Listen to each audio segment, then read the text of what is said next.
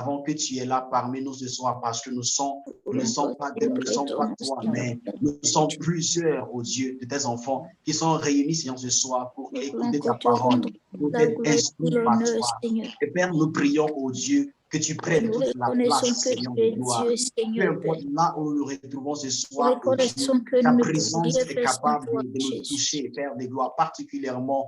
C'est pourquoi nous prions, oh Dieu, que tu prennes toute la place, Seigneur, que tu viennes conduire toutes choses, que tu viennes nous conduire, Père de gloire, dans ta parole, oh Dieu, que tu nous donnes, Seigneur, de comprendre ta parole, oh Dieu, de saisir ta pensée, Père de gloire, par rapport à ce thème important, Seigneur, dans nos vies, Père de gloire. Nous voulons, Père de gloire, aller en eau profonde. Nous voulons, Seigneur, écouter ta parole ce soir. Nous voulons être instruits par toi. Nous voulons être formés par toi, Seigneur. Alors, Père, que ton esprit vienne nous enseigner, oh Dieu. Tu dis que lorsque l'esprit de vérité viendra, il nous enseignera toutes choses. Il nous conduira dans la vérité, Père. Oh, ta parole est la vérité. Alors que ta parole, qui est cette vérité, sera annoncée ce soir, Seigneur. Que ton esprit nous révèle, oh Dieu, ta pensée. Que ton esprit nous révèle, Seigneur de gloire, ce que tu veux nous communiquer par rapport à ce thème, oh Dieu, dans le nom puissant de Jésus. Viens disposer nos cœurs, viens disposer nos pensées, Seigneur, dans le nom de Jésus. Père, nous voulons rendre toute pensée captive à l'obéissance de ta parole ce soir, oh Dieu, afin que, Père, seule ta parole règne en ciel ce soir, que toute forteresse, Père de gloire, soit renversée, afin que ta parole prenne sa place dans nos cœurs et nos pensées, afin de nous transformer dans ces hommes et ces femmes que tu désires, oh Dieu, afin que, Père, nos couples et nos foyers soient ces endroits de ta gloire qui reflètent et manifestent ta gloire, oh Dieu, pour la seule gloire, oh Dieu, dans le nom puissant de Jésus. Nous allons prier encore pour recommander l'homme de Dieu entre les mains de Dieu. Nous allons prier que Dieu remplisse davantage son serviteur. Celui qui s'est choisi ce soir pour nous communiquer sa pensée, que Dieu le remplisse davantage, qu'il éloigne davantage d'une huile fraîche, afin qu'il puisse transmettre avec fidélité ce que le Dieu lui a mis à cœur. Prions dans le nom de Jésus. Seigneur, dans le nom puissant de Jésus, une fois de plus, oh Dieu, Père, nous voulons te recommander ton serviteur. Nous voulons te recommander, Père, celui que tu as choisi, oh Dieu. Nous prions, Père, oh Dieu, que tu lui donnes, Seigneur, l'onction sans mesure. La Bible dit que celui que tu envoies, l'onction ne lui est pas donnée avec mesure, oh Père. Alors nous prions, Père de gloire, que ce soit que déborde, Seigneur, que tu donnes, Père de gloire, de parler, Père de gloire, avec fidélité, et transmettre la pensée que tu lui as mise à cœur, oh Dieu, dans le nom puissant de Jésus. Nous prions, Père de gloire, que tu touches, oh Dieu, son cœur, que tu lui ouvres, Père de gloire, le cœur, la bouche, oh Dieu, de transmettre, oh Dieu, tes oracles, de nous révéler dans ton cœur, ta parole, ta pensée pour nous, pendant cette période spécifique, oh Dieu, dans le nom puissant de Jésus. Dispose, Père de gloire, oh Dieu, ton serviteur, et remplis-le davantage, oh Seigneur de gloire, dans le nom puissant. Grâce à ton nom, oh Dieu, dans le nom puissant de Jésus. Dans le nom puissant de Jésus. Amen. Merci, Jésus. Merci, Seigneur. Merci, Seigneur. Je vais remettre la parole à notre papa, le pasteur, l'apôtre Serge. Alors, rebonsoir à tout le monde. Bonsoir. Bonsoir. J'espère que vous vous portez bien et Papa, que vous avez passé une très bonne journée. En tout cas, que Dieu vous bénisse. Donc, nous allons passer encore tout à l'heure d'excellents moments dans la présence du Seigneur, d'excellents moments d'enseignement. Je rappelle que nous sommes dans un temps de formation destiné principalement aux couples. Et je rappelle, le thème, c'est la gestion de la colère et du mécontentement dans le couple. Alors, le Seigneur nous fait le privilège de recevoir un homme de Dieu, un serviteur de Dieu que je considère comme l'un de père. C'est le pasteur Jean-Claude Bouy. Il sert le Seigneur dans la ville d'Agen. Et je sais que l'Église a changé de nom. mais moi, je connais l'Église sous le nom de l'Assemblée chrétienne d'Agen. Donc, c'est le nom qui m'est resté dans la tête, mais je sais que l'Église a changé de nom. Et le pasteur Jean-Claude Bouy est marié à la servante de Dieu, le pasteur Marie-Claire. Ils servent le Dieu ensemble dans la même église. Et j'ai fait un petit peu de recherche. J'ai découvert qu'ils sont pères de 4 enfants et de 4 petits-enfants. Donc, le pasteur Jean-Claude Bouy, c'est un homme de Dieu que Dieu utilise beaucoup pour affermir les couples, pour enseigner les couples. Et il a aussi un ministère de guérison. Dieu l'utilise aussi beaucoup dans le domaine de la guérison. Donc, c'est une joie et un privilège de le recevoir. Donc, je vais lui laisser la parole s'il est déjà connecté. Le pasteur Jean-Claude, est-ce qu'il est là? Oui, je suis là, mais on m'a coupé l'image. Ah, d'accord.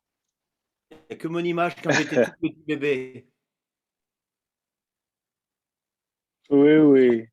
Voilà, Donc, bonjour vous à avez la tous. parole, Jean-Claude.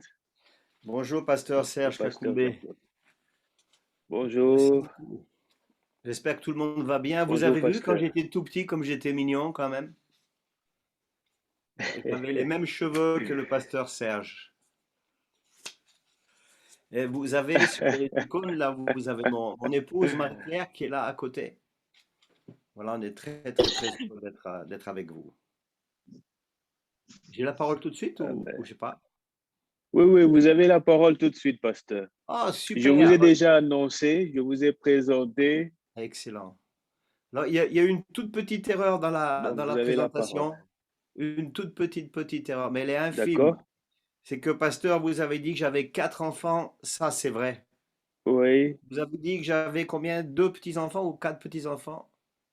Maintenant, j'en Non, ai... quatre petits-enfants. Ok, maintenant, j'en ai 13. Waouh! Mais Gloire c'est à pas Dieu. fini. Ah, J'ai 2 arrière-petits-enfants.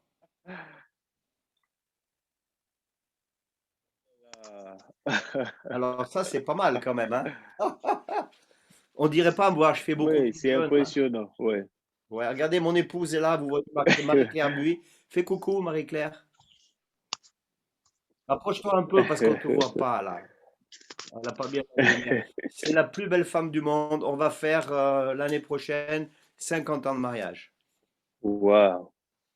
Ouais, on est en train de battre des records, mais c'est plaisant la vie de couple. Quand on Le arrive, jubilé. on a écrit 13 livres. Nous avons écrit 13 livres sur le couple, sur la relation, sur la famille. Et l'Église, c'est plus l'Assemblée chrétienne d'Agen, puisqu'il y a Oui. 3 ans de cela, si on m'a parlé, et j'ai soumis ça au conseil. Et je disais, mais l'Assemblée chrétienne, beaucoup de personnes prennent le nom Assemblée chrétienne, et ça a donné pour nous un peu moins de l'ADN de ce qu'on avait reçu quand on avait créé cette Église, l'Assemblée chrétienne, il y a de nombreuses années. Et nous sommes appelés l'Église Novation. Derrière moi, regardez, il y a le N de Novation. Oui, Novation. oui, oui. N de Novation, et nous avons un site sur Église Novation officielle, je vous dis ça, comme ça vous verrez un peu ce qu'on vit à Agen, c'est intéressant. Et pourquoi Novation? Parce qu'il m'est venu cette histoire de la parole de Dieu quand il y a une rencontre avec Christ, et puis voilà, qui est là, et puis à un moment donné, je vais faire très très très très vite, c'est que j'ai réalisé quand on rencontre Christ, des choses deviennent nouvelles. Et puis, il se passe quelque chose d'extraordinaire d'un moment à l'autre. Et Novation, c'est un acte brutal qui produit un grand changement. Donc, c'est l'église Novation. Et dessous, le slogan, c'est de l'ordinaire à extraordinaire. C'est-à-dire qu'on a la révélation de Christ. On va rester quelque chose d'ordinaire, puisqu'on reste humble. Mais on va vivre des choses extraordinaires. Donc, voilà pourquoi Novation, cet acte qui change la vie, c'est la rencontre avec Christ. Et puis, on passe de l'ordinaire à l'extraordinaire. Voilà. Merci, pasteur Serge, pour l'occasion qui m'est donnée de parler sur la colère. Ce soir, la gestion de la colère. Alors oui, on va parler de la gestion de la colère dans le couple, mais comme on a écrit quand même plus de 10, 12 livres, je crois, ou 13 livres sur le couple, la famille, j'aime bien quand même qu'on puisse sortir le texte, ne pas le limiter simplement au couple. parce que je pense que la colère se gère dans le couple et elle se gère de la même façon à l'extérieur avec les autres. Et on va donner certains cas particuliers concernant le couple, bien entendu, mais on va surtout parler de ce grand problème, parce que c'est un problème, il me semble, quotidien, et qui est la colère. Alors, c'est quoi la colère? On doit voir c'est quoi la colère. La colère, la plupart du temps, c'est une réponse qui est automatique à une blessure, quelle qu'elle soit.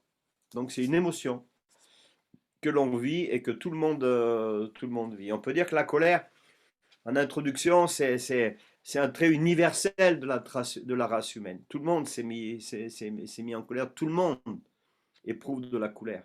Mais c'est un sentiment, vous savez, la colère, c'est très très riche en termes. C'est-à-dire que le mot colère, on pourrait dire être irrité, on pourrait dire s'emporter, on pourrait dire éprouver de la rage, on pourrait dire être exaspéré, on pourrait dire avoir du ressentiment. Alors, vous voyez, pour moi, c'est très dur hein, de parler juste une heure sur la colère parce qu'on a fait des séminaires qui duraient le vendredi soir, le samedi matin, le samedi après-midi, samedi soir, dimanche matin, juste sur être guéri de la colère. Donc, je vous assure que j'ai dû faire un travail de synthèse et j'espère et je prie pour ça, mon épouse a prié pour ça, les gens de l'église aussi, que cette synthèse que je vais faire va pouvoir vous nourrir et surtout nous délivrer. Alléluia. Ça, c'est le but. Hein, qu'on apprenne à gérer la colère et que ceux qui sont un peu colériques puissent être délivrés aussi, dans le sens où on met des mots sur les mots que l'on peut vivre. Alors c'est riche en termes, je l'ai dit, il y a comme la fureur, il y a le mot grognement, il y a l'énervement, il y a l'agacement, il y a l'hostilité, il y a la contrariété. On peut dire que les mots, ils ne manquent pas hein, pour décrire ce qu'on ressent par tout moment. Et l'hébreu de l'Ancien Testament, il emploie, figurez-vous, 11 termes différents pour la colère. Mais je ne vais pas vous les citer maintenant parce qu'il faudrait beaucoup plus de temps. Mais ce qui nous intéresse ce soir, ce n'est pas qu'il y ait 11 mots, c'est comment maîtriser notre colère. Et la fameuse question, est-ce que le chrétien doit se mettre en colère? Moi, je n'aime pas le terme se mettre en colère. Hein, mais disons éprouver de la colère. Ben, de suite, oui, et on va voir comment et pourquoi. Donc, c'est des questions qu'on va traiter dans ce partage, dans cet entraînement. Donc, la colère, il faut savoir, ça, ceux qui prennent des notes, ceux qui vont écouter, réécouter, il y a une chose qui est importante. Le sentiment de la colère, c'est un sentiment qui est personnel à chacun. C'est-à-dire qu'il y a peut-être dans un couple, madame pourra éprouver de la colère pour certaines choses et monsieur n'éprouvera pas de colère. Donc, on doit respecter ce sentiment-là que l'autre va éprouver. Et quand l'autre éprouve de la colère, on est en droit de lui dire calmement, sans hausser le ton, dis-moi pourquoi je t'ai mis en colère. Pourquoi tu éprouves de la colère? La colère, c'est une expérience qui est individuelle. C'est personnel. Et écoutez bien, chacun vit la colère ou éprouve de la colère selon ses valeurs, selon ses attentes et selon son vécu. On va voir ça ce soir. Mais alors, je veux de suite vous tranquilliser, la colère, elle n'appartient pas qu'à l'homme. Parce que Dieu aussi a ressenti de la colère. Donc, si Dieu s'est mis en colère, ben, nous, on peut ressentir de la colère aussi. J'espère qu'il y en a beaucoup qui sont soulagés ce soir. Si des fois, tu n'encaisses pas quelque chose, tu ne comprends pas les choses, tu éprouves de la colère, écoute, j'ai une bonne nouvelle, Dieu aussi s'est mis en colère. Mais après, on va voir comment il a géré et comment on doit gérer. Ça, c'est autre chose. Car par exemple, dans Ézéchiel 7 au verset 8, il a dit « Maintenant, je vais bientôt répandre ma fureur sur toi, aller jusqu'au bout de ma colère contre toi. Je te jugerai selon tes voies, je te chargerai de toutes tes horreurs. » Donc Dieu a éprouvé de la colère. Et si Dieu peut se mettre en colère par rapport à certaines choses, nul ne peut prétendre que d'être en colère, c'est un péché. Et il y a pas mal de versets, je ne les ai pas tous relevés ce soir, mais dans Exode 4 au verset 14, Dieu se met en colère même contre Moïse. Dans Exode 32 au verset 10, Dieu aussi se met en colère. Et vous allez tous me sortir, pour ceux qui lisent la Bible, le verset d'Exode 34, verset 6, où il dit que Dieu est lent à la colère. Ben, j'aimerais vous dire, mes amis, que si Dieu est lent à la colère, c'est qu'il l'éprouve et c'est qu'elle existe. Eh oui, Dieu est lent en colère. Eh ben oui, ça prouve simplement que la colère existe et ça prouve aussi que, et on l'a vu, différents textes, mais il y en a beaucoup plus que cela, que Dieu éprouve de la colère. Donc si on doit donner une définition de la colère, on pourrait dire ça, et ceux qui me prennent des notes, je vous encourage à noter ça, ça c'est la définition qu'il faut que nous ayons dans nos pensées, mes amis. La colère, c'est un sentiment qui surgit lorsque soit nos objectifs, soit nos valeurs, soit nos attentes sont bloquées ou lorsque notre personnalité est atteinte. Donc, ça veut dire que il faut comprendre que la colère, c'est un sentiment comme les autres. La colère, c'est une expérience émotionnelle et elle est neutre en soi parce qu'il n'y a pas de bons sentiments et de mauvais sentiments. Mais ce qui est important, c'est la manière dont nous choisissons d'exprimer la colère. Dans mon église, j'aime dire à ceux que je forme, on peut tout dire à chacun en étant dans la paix. Et tu peux éprouver de la colère, mais la façon dont tu réagis, ce n'est pas forcément d'une façon colérique et surtout pas, on va le voir. Donc c'est une manière dont je vais choisir d'exprimer la colère. Et c'est ça qu'on va considérer. Hein? On vient de voir la définition de la colère, on se souvient de ça, c'est lorsque on a un objectif, où on a des valeurs, ou des attentes qui sont bloquées, ou lorsque notre valeur personnelle est atteinte. C'est là où on éprouve de la colère. Donc le point de départ, parce que c'est le thème de ce soir, pour bien gérer notre colère, ça c'est majeur, c'est de faire la différence entre l'expérience de la colère, c'est-à-dire il se passe quelque chose dans mon couple, dans ma famille, puis j'ai ce ressentiment là qui me... Bah tu éprouves de la colère. D'accord? Donc c'est l'expérience de la colère, c'est une expérience parmi tant d'autres, et l'expression de la colère. L'expression de la colère, c'est comment nous allons réagir par rapport à ce sentiment que nous venons d'éprouver. Quelque chose qui vient de nous heurter, on n'est pas d'accord avec ça, donc ça, c'est la colère, c'est une expérience, n'est-ce pas? Mais comment je vais réagir? Et là, nous avons un verset de la parole qui est fantastique, c'est Éphésiens 4, verset 26, qui nous dit « Si vous vous mettez en colère, ne péchez point que le soleil ne se couche pas sur votre colère. » Alors ça, c'est spécial pour les couples. Hein? Puis on le sait tous, enfin ceux parmi vous qui ont fait l'expérience de se coucher sur une colère, en principe, la nuit, elle n'est pas bonne. Hein? Le monsieur ou la madame, elle se lève 3-4 fois pour aller boire un coup, on se tourne chacun de son côté, on n'arrive pas à trouver le sommeil. Donc comme je ne vous vois pas tous, je ne vous demande pas de lever la main et de faire un petit geste si ça vous est arrivé ou pas, ça vous regarde, mais vous le savez. Je crois que si on disait de faire un coucou, ce à qui c'est jamais arrivé, il n'y aurait pas de pouce. Hein. Ça nous est arrivé à tous, et puis moi en premier. Mais dit, si vous vous mettez en colère, ne péchez point que le soleil ne se couche pas sur votre colère. C'est-à-dire que le péché ici, c'est que le soleil se couche sur la colère. Et ça veut dire, si vous vous mettez en colère, donc j'ai le droit d'éprouver de la colère. Ça laisse bien entendre que le fait d'éprouver de la colère, c'est normal, c'est acceptable. Ça, il faut qu'on intègre cette chose-là. Hein, parce que tu es heurté dans la réaction de l'autre, ou même tu peux te mettre en colère contre toi-même. Moi, des fois, j'éprouve de la colère contre moi-même. Je fais des choses et je dis à ma femme, elle est là, elle peut m'entendre, tu peux faire un signe, c'est vrai ou pas vrai. J'espère qu'elle va dire que c'est vrai. Je peux faire des choses qui me surprennent, j'oublie, je perds un truc. Et là, je dis, c'est pas possible, j'en ai marre comme je suis. Hein. Voilà, en plus, elle approuve ça. Ça veut dire, j'éprouve de la colère. Mais comment je gère ça? Hein? Ben, je me dis, Jean-Claude, écoute, fais un effort dans ce domaine-là. Voilà, c'est tout. Hein? Donc, le problème, c'est pas la colère en soi, mais c'est qu'est-ce que j'en fais, quoi. Et Paul, là, ici, il demande de ne pas se laisser inciter à pécher sous l'effet de la colère. Et il leur donne de ne pas rester en colère jusqu'au lendemain. C'est-à-dire, comment on ne reste pas en colère? Ça, vous pouvez déjà le noter sur le principe de gérer la colère. C'est-à-dire, il faut en clarifier le motif. Et résoudre le problème le jour même. Il ne faut pas attendre. C'est-à-dire, je ne suis pas d'accord avec ce qui s'est passé. Moi, des fois, j'éprouve de la colère avec mon épouse, avec quelqu'un. Pardon, je ne suis pas d'accord avec ce qui s'est passé. Je dis, écoute, moi, comme tu as fait là, franchement, ça me met en colère. Je dis la chose et je ne vais pas ôter en décibels, je ne vais pas disputer, je ne vais pas élever la voix, je ne vais pas... Non, non, non. Je dis la chose, je ne suis pas d'accord comme tu as fait, j'ai de la colère. Et puis, je dis à la personne, tu as fait ça et ça et ça. Et puis, point, c'est terminé. Hein. Donc, il faut honorer l'expérience de la colère. Parce qu'elle me révèle ce que je considère comme important. Quelqu'un qui manque de respect, ça me met en colère.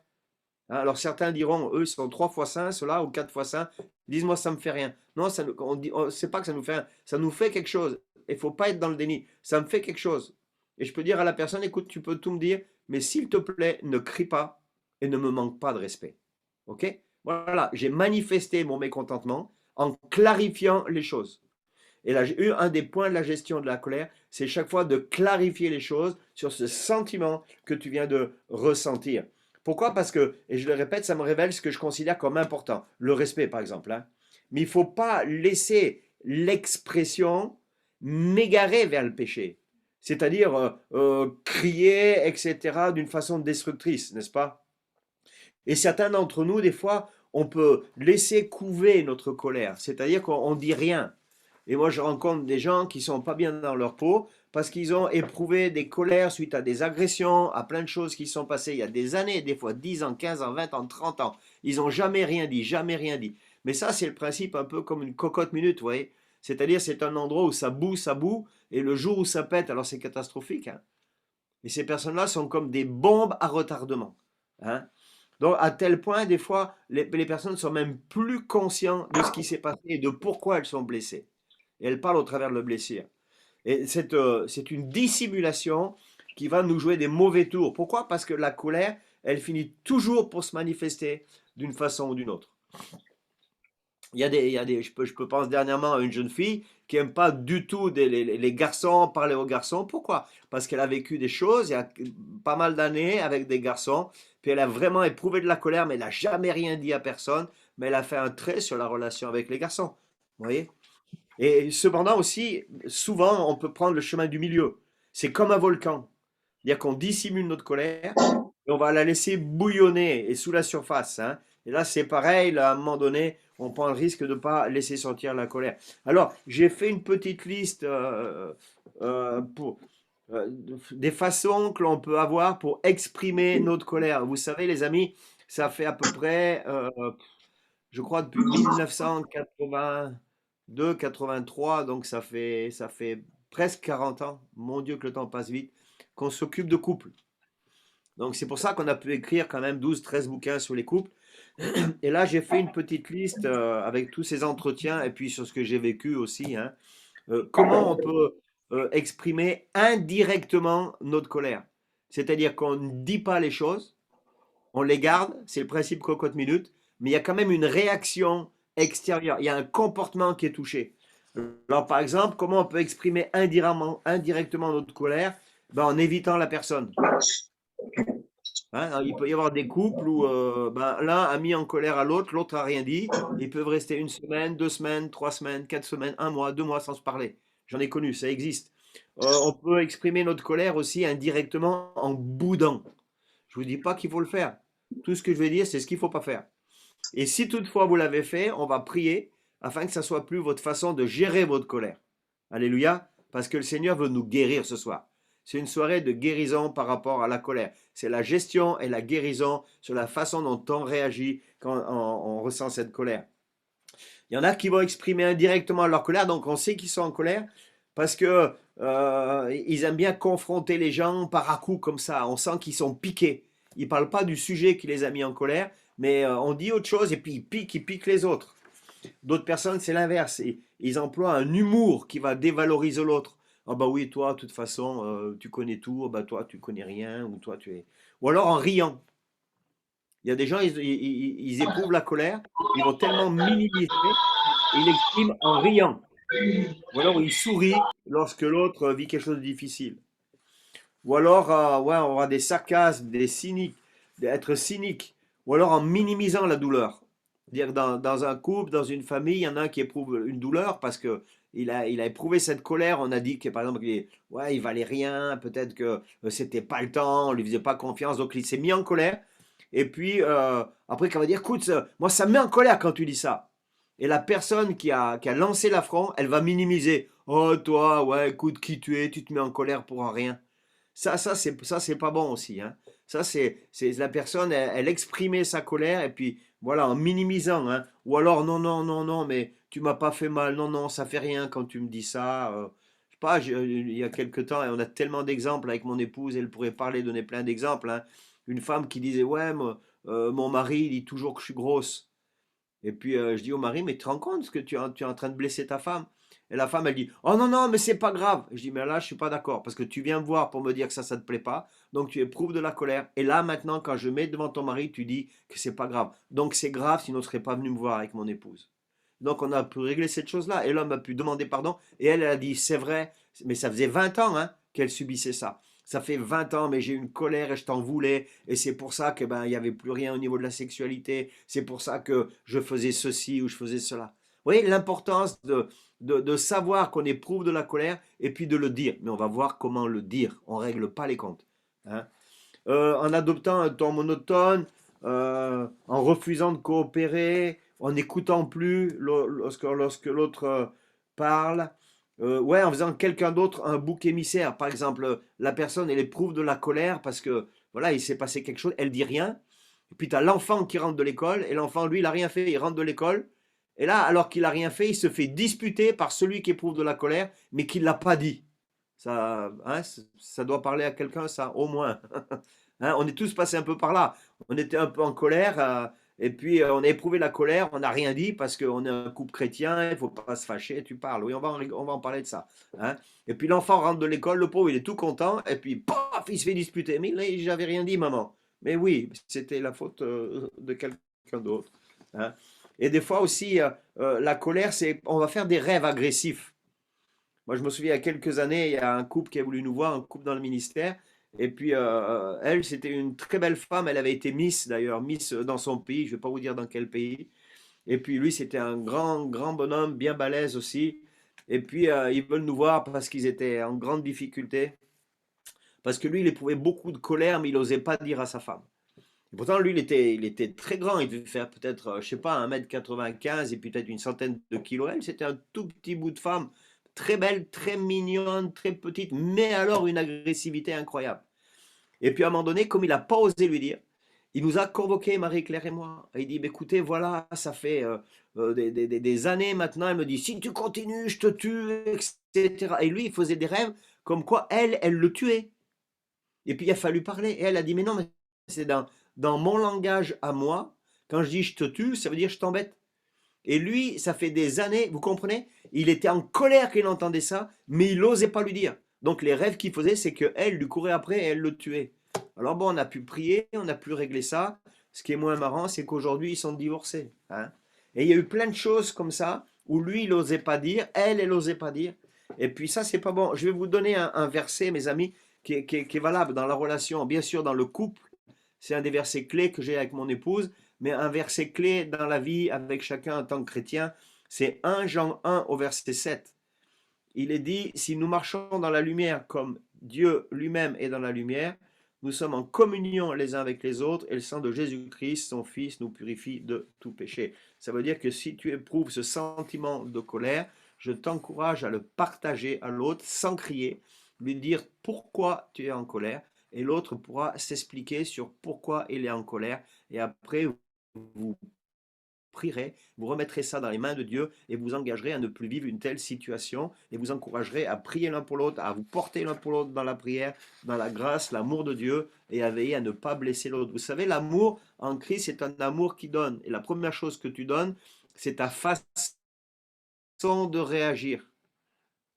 Le couple, c'est un lieu particulier. Hein. Et avec les frères et sœurs, c'est très particulier aussi. Donc, on doit faire vraiment attention à toutes ces choses-là. Hein. Moi, je vous encourage vraiment pour ça. Donc, on doit apprendre à exprimer notre colère. Hein. Donc, il y a aussi 4 moyens d'exprimer la colère. Il y a la répression, il y a le refoulement, il y a l'expression et la confession. Alors, on va prendre un petit peu de temps avec ces 4 moyens-là pour exprimer la colère. La répression, on cherche à éviter d'exprimer notre colère ouvertement. Peut-être parce qu'on nous a appris qu'un chrétien ne devrait jamais se mettre en colère. Alors vous savez, quand le thème qui m'est donné, c'est comment gérer la colère, moi je gère comment on exprime la colère. Comme ça, vous verrez par vous-même ce que Dieu veut, ce que Dieu ne veut pas. Hein, il y a des endroits où on va se reconnaître, des endroits où on va dire « Ah ben ça me concerne et c'est pas bon ». Par exemple, le fait d'exprimer la colère ouvertement. Parce qu'on a appris qu'un chrétien ne doit jamais se mettre en colère. Je suis sûr que ça parle à beaucoup, ça. Hein? Mais ça fait quoi? Ça fait des couples qui finalement communiquent pas ou peu. Ça fait des couples qui ne vivent pas dans la lumière. On vient de lire dans 1 Jean 1 verset 6, verset 7, que Dieu est lui-même lumière et que son désir, c'est que nous vivions dans la lumière. Donc moi, je vous encourage à ne pas régler ou exprimer la colère par la répression, hein, mais de pouvoir dire les choses ouvertement et surtout sans crier. Donc, certains, je l'ai dit, je le répète, évitent d'exprimer la colère ouvertement parce qu'on nous a appris qu'un chrétien ne doit jamais se mettre en colère. Mais le désavantage de cette solution, c'est qu'elle ne nous permet pas de connaître la différence entre l'expérience de la colère et l'expression de la colère. Donc, ce n'est pas encore le bon moyen. Hein. Tu as le droit d'éprouver de la colère, mais comment tu le dis? Ne crie pas, ne te fâche pas, n'insulte pas, ne démonte pas l'autre. Dis voilà, moi j'ai été blessé parce que tu as fait ceci et tu as fait cela. Et là, tu te tais. Et l'autre a le droit de s'exprimer. Et là, il faut entendre. Et entendre, ça veut dire on écoute ce que l'autre dit et on va même reformuler la phrase que l'autre a dit pour s'assurer qu'on a bien compris les choses. Et il n'est pas question de un qui a tort ou qu'un qui a raison, forcément. C'est mon épouse que vous voyez là, elle est mignonne tout plein, mais elle est née en Tunisie. D'ailleurs, les dames, peut-être que vous l'avez connue, elle est venue prêcher dans votre église. Et elle est née en Tunisie, elle a des parents siciliens d'origine italienne. Imaginez-vous, moi je suis français, né en France. Vous imaginez les deux trucs là, mais complètement différents. C'est-à-dire que la première fois que je suis allé dans sa famille, mais j'ai cru qu'ils me criaient tous dessus. Pourquoi? Parce que les personnes qui sont nées en Tunisie, bah, c'est comme vous, mes amis marocains, je vous aime tendrement, mais pour moi, le français de France, je suis quelques décibels en dessous. Vous me suivez, hein? Moi, j'aime beaucoup Jean Bernard, il est beau, on voit toutes ses dents, t'es magnifique.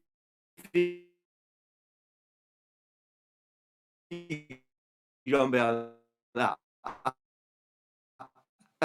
Vraiment. Et moi, j'aime ça.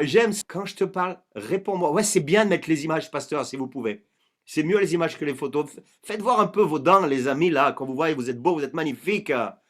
Et moi, mon épouse, des fois, elle m'a demandé des choses. Mais il y a quelques jours de ça, voilà, les photos arrivent. Alléluia, vous êtes magnifiques. Mais elle me parlait. Je dis, mais tu peux pas me demander quelque chose sans crier, s'il te plaît. Parce que c'est une question d'expression. Mais moi, au début, j'éprouvais de la colère. Parce que je ne comprenais pas, je croyais qu'elle me disputait. Vous me suivez dans ce que je veux dire? Donc, il a fallu qu'on en parle, il a fallu qu'on en discute. Et puis, par moment encore, il faut qu'on en parle encore, il faut qu'on en discute encore. Parce qu'elle elle a du sang tunisien, hein, vous savez, il n'y a pas de problème. Et c'est extraordinaire, et moi, j'aime ça. Mais ça veut dire que dans cette différence de culture aussi, on a beaucoup plus... Alors, le gros problème du mariage, d'abord, c'est un homme et une femme. Parce que, les gars, messieurs, est-ce que vous avez compris que les dames, elles ne fonctionnent pas du tout comme nous? Qui c'est qui a compris? Faites un coucou. Qui c'est? Là, Mika, j'ai cru, Mika, qu'il n'allait pas faire coucou parce qu'il voulait assurer. Non, non, non, non. On est d'accord. Hein? C'est-à-dire que quand on voit nos dames, mais moi je dirais au Seigneur, mais pourquoi tu les as fait aussi compliquées que ça, franchement? Non, mais sérieux? Avec les trucs qu'elles ont là régulièrement, tout ça, des fois ça va, des fois ça va pas, des fois c'est... Non, mais mesdames, vous êtes des vraies usines. Moi, je comprends pas. Vous savez, une fois, ma femme, on est allé ensemble faire un séminaire à l'île de la Réunion, et puis on est allé dans un magasin. Approche-toi, Marie-Claire, qu'on voit ta tête un peu, on va voir ta réaction là.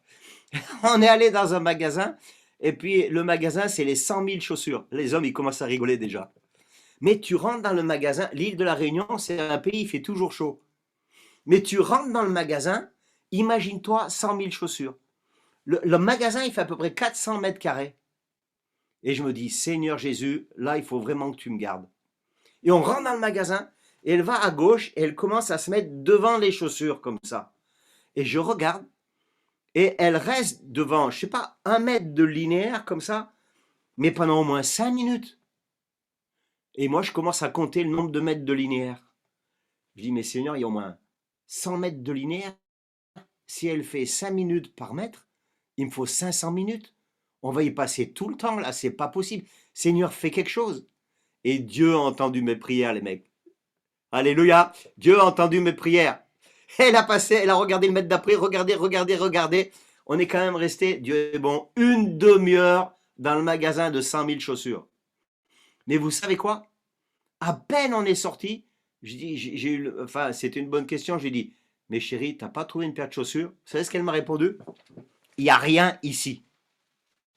Non, mais sérieux? Mais nous, les gars, comment vous faites, vous, pour acheter des chaussures? Moi, je vais dans le magasin de chaussures, je sais ce que je veux. Je veux des chaussures noires, telle forme, et puis c'est tout. Le pantalon, je rentre dans le magasin, et puis je sais, ma femme, elle sait, elle peut m'acheter mes pantalons maintenant sans que j'y sois. Vrai ou pas vrai, chérie?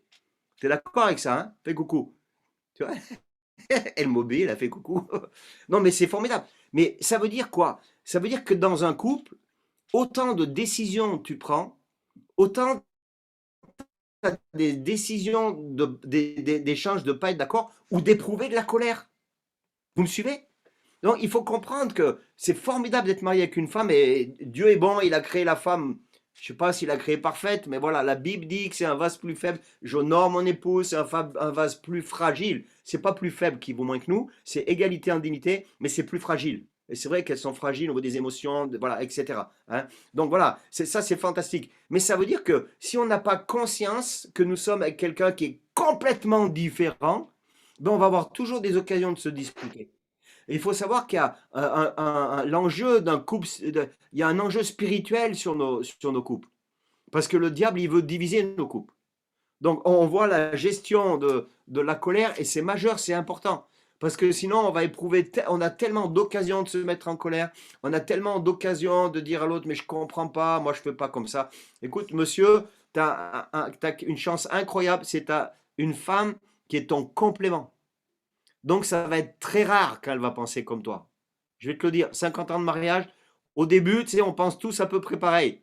Mais après, le vrai monsieur, la vraie madame, il commence à se révéler. Moi, j'ai toujours peur quand je célèbre des mariages, quand je dis aux gens ils se fiancent, tout va bien. Puis à un moment donné, je dis, mais ça y est, vous êtes disputés un peu? Et puis le jeune couple, il me dit, ah non, non, c'est pas disputé. Puis elle bat les yeux comme ça. Je dis, aïe, aïe, on va retarder la date du mariage alors. Ni pourquoi tu dis ça, pasteur? Je dis, mais non, mais c'est quand l'autre va dire quelque chose qui te déplaît que ce qui est au fond de toi, ça va sortir. Regardez, là par exemple, j'ai pris un verre d'eau. D'accord? C'est pour boire. Merci. Donc, je reviens à mon verre d'eau. Le verre d'eau, c'est un peu comme moi. C'est quand je suis bousculé, quand je suis en colère, qu'on voit ce qu'il y a dedans. Amen. Ben, c'est pareil pour madame. C'est quand ça va pas, c'est quand tu vois ce qu'il y a dedans, quand il y a un désaccord, qu'il y a un sujet d'éprouver de la colère ou on n'est pas d'accord sur le truc. Hein. C'est pour ça que la colère, elle se gère. Donc, on doit faire des choix dans l'expression de notre colère. Dans le fruit de l'esprit, dans Galates 5, verset 22, c'est pas question des fruits de l'esprit, c'est le fruit de l'esprit. C'est ce que le Saint-Esprit produit en nous. Il y a quoi? Il y a la patience, il y a la douceur, la maîtrise de soi, etc., etc. Donc, je suis exhorté à me maîtriser. Ça veut dire que c'est possible. Et parfois, on peut tendance à croire que lorsqu'on éprouve de la colère, on doit lui accorder une expression qui est comme urgente, qui peut être agressive, enflammée, n'est-ce pas? Alors qu'en réalité, lorsqu'on ressent la colère monter en nous, on doit choisir de l'exprimer de différentes manières selon les circonstances. Et on doit choisir de décider de dire les choses sans vouloir blesser l'autre. Hein? Ça, c'est vraiment important. Par exemple, une personne, elle ne va pas exprimer sa colère contre son conjoint, sa conjointe, de la même manière dans un lieu public que dans un lieu privé.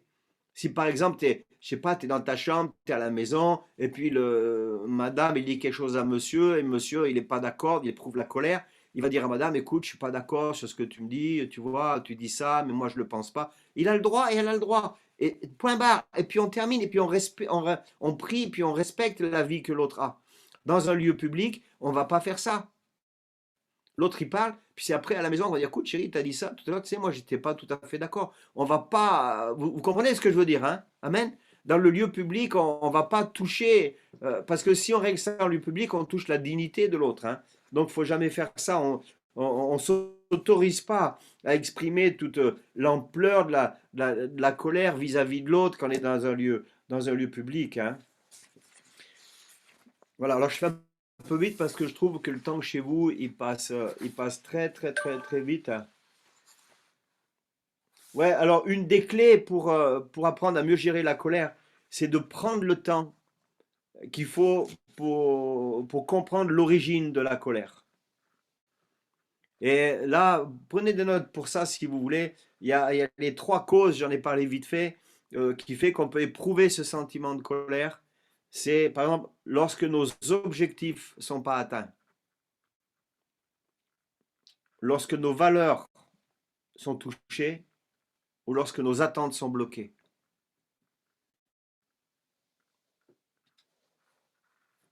Donc un objectif qui est bloqué, un objectif c'est quelque chose de concret que je veux atteindre. Et lorsque je ne peux pas avoir ce que je veux, je ressens de la colère. C'est un peu comme un enfant. Hein. Moi là cet après-midi j'étais avec 2 de mes petits-enfants. Oh, ils sont mis en colère plusieurs fois, ils ont éprouvé de la colère, puis eux, à cet âge-là, ils tapent des pieds, ils rouspètent. Pourquoi? Parce que j'aurais dit de faire moins de bruit. Dans l'église, ils poussaient des chariots, ça faisait un bruit qui était énorme. Alors moi, j'ai éprouvé de la colère, je leur ai dit, écoutez, arrêtez. Ils n'ont pas voulu. J'ai dit, vous arrêtez ou là, vraiment, je vais me mettre en colère, je vais appeler papa. Hein?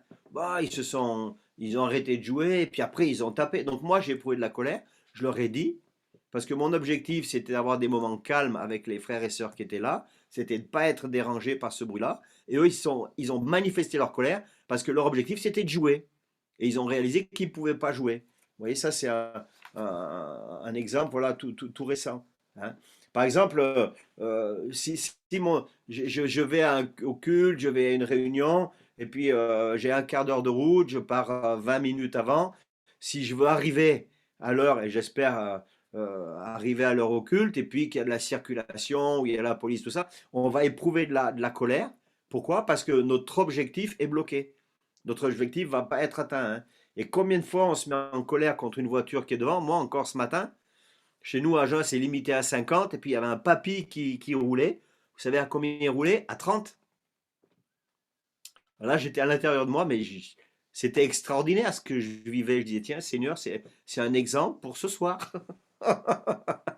Et je me suis mis en colère. Mais comment gérer cette colère? Ben, j'ai dit, écoute, Seigneur, si tu peux faire quelque chose, soit le papy il tourne à droite, soit j'arrive à le doubler, mais je n'avais pas le droit de doubler. Et Dieu est bon, le papy a tourné à droite. Je ne sais pas si c'était une prière ou quoi, mais en attendant, ça s'est passé comme ça. Mais alors qu'il y a quelques années en arrière, j'aurais pu klaxonner, et puis, mais je sais que parmi vous, personne klaxonne et tout le monde a la maîtrise de soi. Hein. Mais voilà, une cause de colère, par exemple, c'est qu'on a un objectif qui est, qui est bloqué. Hein. Donc aussi, alors je vais vous tranquilliser, Dieu ressent de la colère aussi lorsque ses objectifs, par exemple pour sa création, ne sont pas atteints. Il aurait voulu que le peuple d'Israël, par exemple avec qui il avait une alliance, qu'il puisse le reconnaître, l'adorer, le suivre comme le seul vrai Dieu. Et lorsque Israël s'est détourné de lui, et on lit dans Nombre 32, verset 13, la colère de l'Éternel s'enflamma contre Israël. Il les fait errer dans le désert pendant 40 ans. Mais vous imaginez, on n'a pas le droit de se mettre en colère. Mais Dieu a éprouvé la colère. Et comment il a manifesté cette colère? Le peuple d'Israël a traîné pendant 40 ans. Alors monsieur, si tu es en colère, fais pas attendre ta femme 40 ans. C'est pas ça que je dis. Je dis simplement que Dieu a éprouvé de la colère. Hein. Mais maintenant, en Christ, on va pardonner. Alléluia. Faites des petits coucou. On va pardonner. On va causer, on va mettre au clair, et puis on pardonne. Ça veut dire qu'on n'en discute plus dans 15 jours, dans 3 semaines, dans un mois, dans un an. Hein. Donc, ça peut nous étonner de voir Dieu en colère. Pourtant, c'est une émotion qui fait partie de son répertoire. Hein. Dieu s'est mis en colère. Donc, on ne peut pas dire que le fait d'être en colère, c'est un péché. Mais on voit plusieurs fois Christ exprimer sa colère, mais toujours de façon appropriée et contrôlée.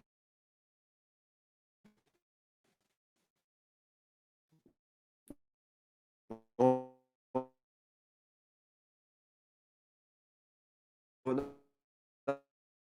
a pu voir Marc 3, verset 5, Marc 10, verset 14.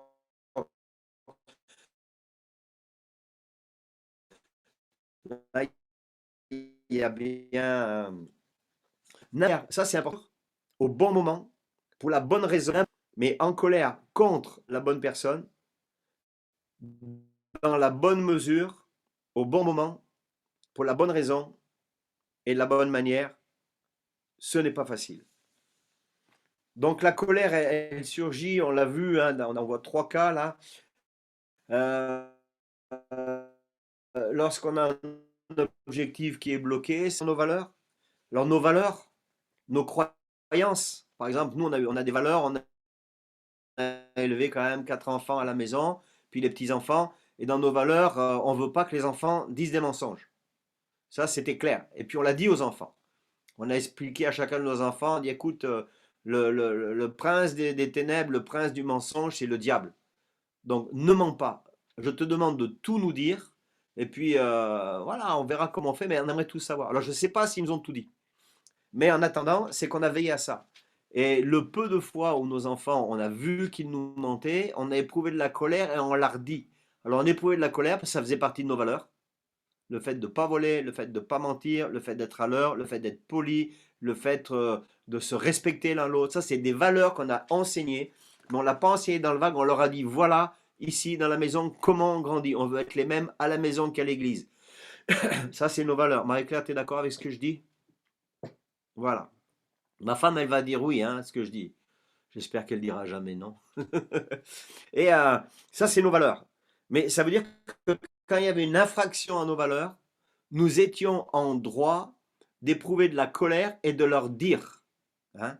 Ça, c'est important. Une fois, il y a eu le mensonge, et à mon fils, j'ai pu lui dire, mais écoute, ça, tu as fait ça et ça, et là, je ne suis pas content. Hein? Et c'était bien. Et puis après, il n'y a pas eu, on n'en a pas tenu rigueur pendant longtemps. On a prié, il a réalisé, c'est une fille, pardon, pas mon fils. Elle a réalisé les choses, puis elle a demandé pardon, on a prié, on n'est pas resté sur là-dessus. C'est pareil dans le couple, hein. Quand la colère est manifestée, on l'exprime, on le dit, et puis on prie pour ça et on travaille à un réajustement au niveau des valeurs. Dans Genèse 37, regardez par exemple les frères de Joseph, à cause du favoritisme avec lequel leur père agissait, hein, et il y a eu la colère, mais vous vous rendez compte, la colère des frères de Joseph, ce qu'elle a fait.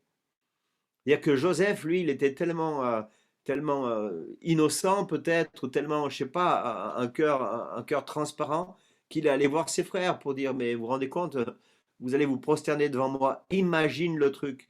Mais ils ont été tellement jaloux, ils ont été en colère. Après la colère, il y a la jalousie qui est venue. Et puis, vous connaissez tous l'histoire de Joseph, on ne va pas refaire l'histoire de Joseph, hein. Mais vous vous rendez compte? Alors, faites attention à la colère, comment on gère la colère. Lorsque nous sommes confrontés à des injustices dans nos vies, voilà, même la misère de ce monde, on peut lire les journaux, on peut regarder nos écrans, la télévision, on peut qu'exprimer comme le psalmiste, par exemple, on peut qu'éprouver de la colère. Il dit, lève-toi, juge la terre pour rendre aux orgueilleux selon leurs œuvres. Jusqu'à quand les méchants, ô Éternel, jusqu'à quand les méchants exulteront-ils? Ils discourent, ils parlent avec raideur. Tous ceux qui commettent l'injustice se comptent. Ça, c'est le psaume 94, versets 2 à 4. Et il y en a beaucoup de psaumes comme ça. Hein.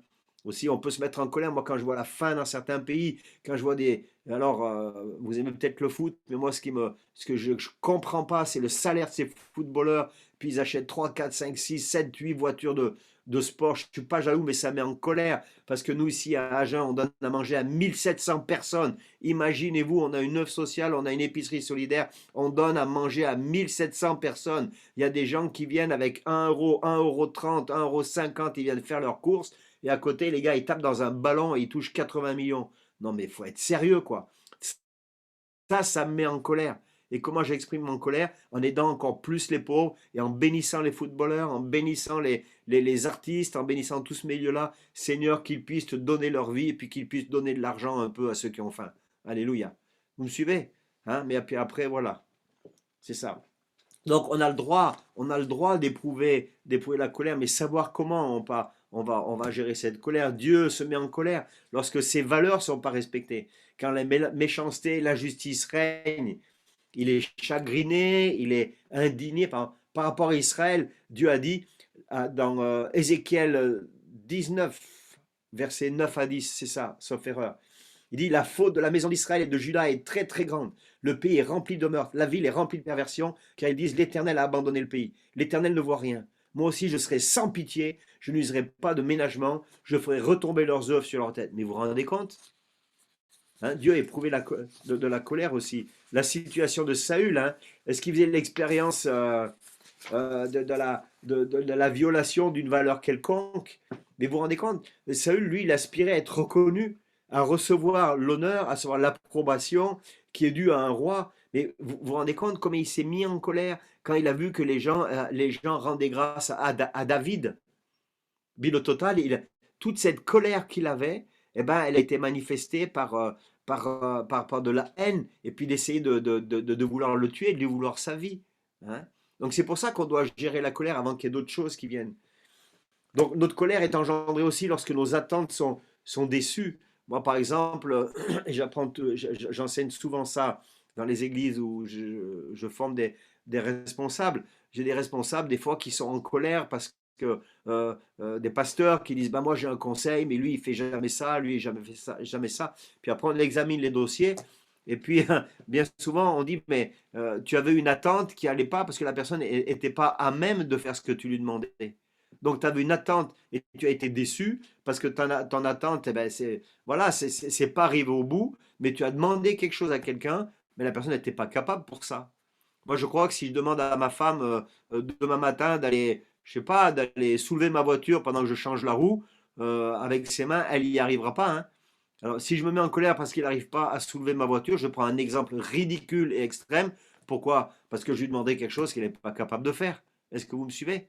Donc, si je devais éprouver de la colère, ça serait plutôt par rapport à moi que par rapport à elle.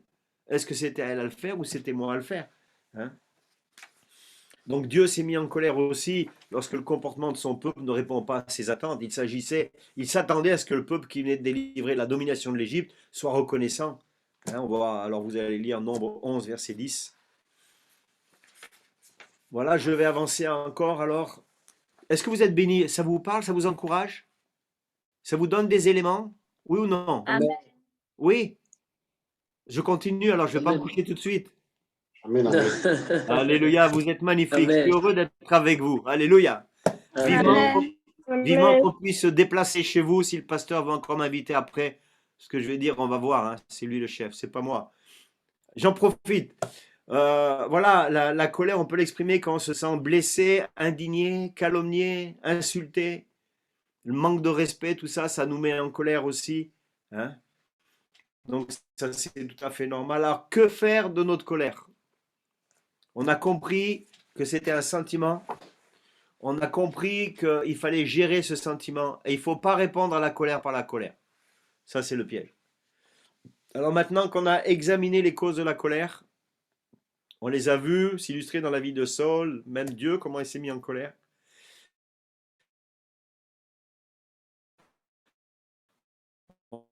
On va voir maintenant quelques principes bibliques. Le premier, c'est de comprendre la différence entre l'expérience et l'expression de la colère. C'est-à-dire, on l'a compris maintenant, j'ai le droit d'éprouver de la colère. J'ai le droit parce que mes valeurs sont atteintes, parce que l'objectif n'est pas atteint, ça va contre mes valeurs, etc. Ça va contre ma personne. Je ne m'attendais pas à ça, donc j'ai le droit d'éprouver de la colère. J'éprouve la colère. Mais qu'est-ce que j'en fais? Ça, c'est le point important. J'ai le droit, c'est quelque chose de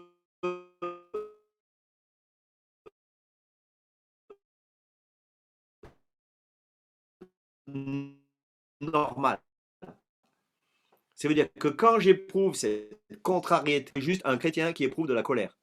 Maintenant, à toi de la gérer comme un chrétien. Le deuxième point, donc je dois comprendre la différence entre l'expérience et l'expression. Le deuxième point, c'est que je dois me donner le temps d'évaluer les choses. C'est-à-dire de savoir pourquoi j'éprouve de la colère. Par exemple, il se passe quelque chose avec madame, ouh là là, j'éprouve là, ça va pas comme ça, je ne vais pas réagir de suite. C'est-à-dire, je dois comprendre c'est quoi qui se passe en moi. Est-ce que ça touche mes attentes? Est-ce que peut-être je connaissais madame très douce, et puis là je découvre une madame qui crie un peu ou qui n'est pas contente parce que ça c'est pas fait. J'ai le droit de lui dire.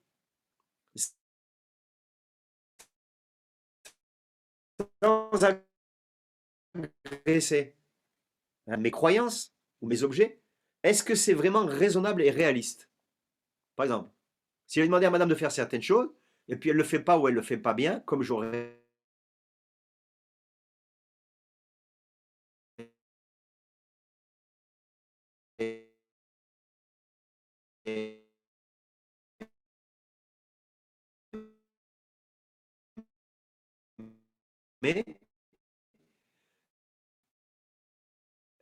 est-ce